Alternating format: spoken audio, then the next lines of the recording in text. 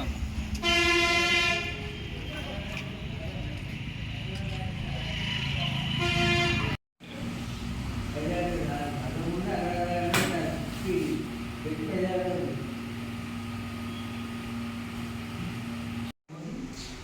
ఒకసారి తీసుకుంటే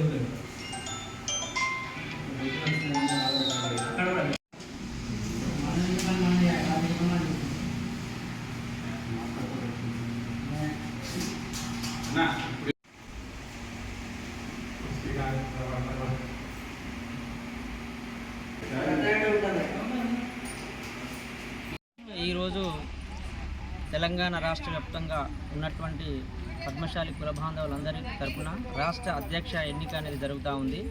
దీనిలో ముఖ్య ఉద్దేశం ఏంటంటే ప్రజాస్వామ్య పద్ధతిలో బ్యాలెట్ పేపర్ పద్ధతిన రాష్ట్ర వ్యాప్తంగా ఉన్నటువంటి ఏ కుల సంఘానికి లేని విధంగా ఈరోజు తెలంగాణ రాష్ట్రంలో పద్మశాలి కుల బాంధవులందరూ ఓటు హక్కు వినియోగించుకొని అధ్యక్షులు ఎన్నుకునే కార్యక్రమం కొనసాగుతూ ఉంది.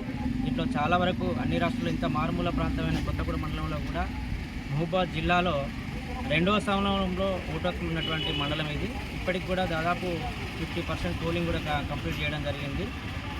ఇది కుల బాంధవులందరికీ కూడా వాళ్ళకు కావాల్సినటువంటి పేద సాదా ఉన్నటువంటి అందరినీ ఆదుకోవాలి, ప్రభుత్వ సంక్షేమ పథకాలు కూడా కంపల్సరీ అందరికీ రావాలనే ఉద్దేశంతో ఈ యొక్క ఎలక్షన్ అనేది నిర్వహించడం జరుగుతుంది. ఈ కుల సంఘం అధ్యక్షుని ద్వారా ప్రతి ఒక్క కులస్తుని కూడా న్యాయం జరగాలనే ఉద్దేశంతో ఈరోజు అందరం కూడా ముక్కుమ్మడిగా ఏకాభిప్రాయంతో ఇవాళ ఎలక్షన్ అనేది పార్టిసిపేట్ చేయడం జరుగుతుంది.